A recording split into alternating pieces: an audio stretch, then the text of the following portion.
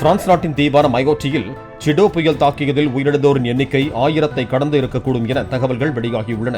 கிழக்கு ஆப்பிரிக்காவை ஒட்டியுள்ள அந்த தீவில் மணிக்கு 200 கிலோமீட்டர் வேகத்தில் வீசிய சிடோ புயலால் பெரும் சேதம் ஏற்பட்டிருக்கிறது. அங்குள்ள ஒரே ஒரு மருத்துவமனையில் நோயாளிகளுக்கு சிகிச்சை அளிக்க போதிய மருத்துவ வசதியும் இடமும் இல்லை என மருத்துவர்கள் தெரிவித்திருக்கிறார்கள்.